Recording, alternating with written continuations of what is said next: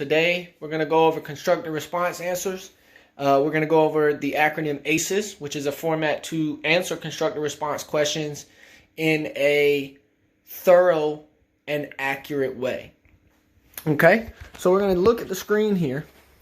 ACES stands for answer the questions, cite evidence. Those can come from class or from whatever sources you're looking at. Explain it in detail, and then sum it up. Okay, this is real simple. This is the first one. This answer the question part, you're going to put the question in your answer. That is going to be the first opening sentence to your constructive response answer. Citing the evidence will come from whatever source you were looking at. Whether that be a book, an online source, a primary source, a speech, a letter, something of that nature. Those are going to be someone else's words or thoughts. This is where you're going to quote the text that you found, the textual evidence for whatever the answer to your question was. Down here is the E. It's explain in detail. These are your own words or thoughts. You're going to see that this all builds on itself because you're going to explain how the evidence you cited helps prove your answer to the question. Okay? So this will be in your own words where you explain the evidence that the textual evidence that you cited and how it all goes together with your answer.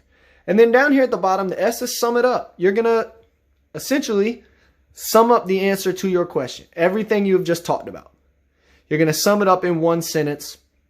Think of it as a more elaborate restating of the first question. So I'm going to give you an example here.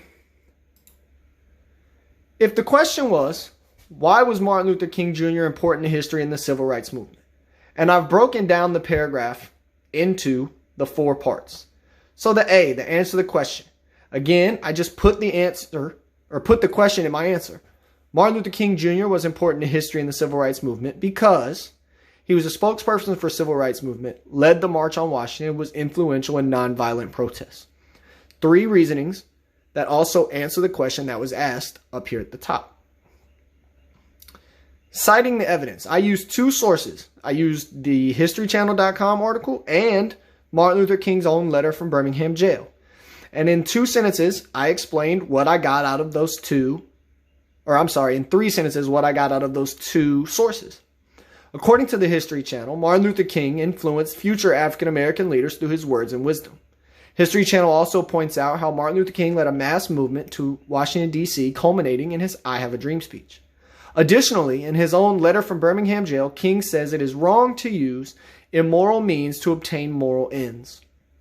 So I found 3 key textual evidence pieces to support my 3 reasonings why Martin Luther King was important to history and the civil rights movement.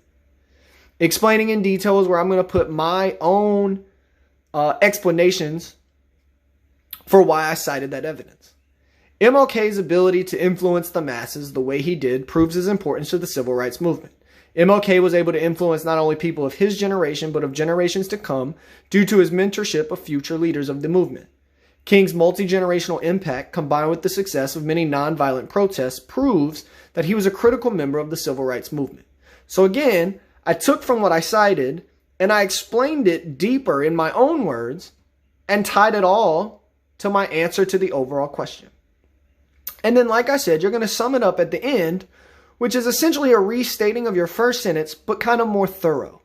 So Martin Luther King Jr. was influential to history in the civil rights movement because he was the figurehead. He was the reason for the March on Washington, and he suggested many successful nonviolent protest measures. This easy 4-step process is how you can successfully and correctly answer a constructive response question. You're going to do so on the one-child policy. If you have any questions, email me, contact me with the Google phone number on the Canvas page, or put a question in the discussion forum.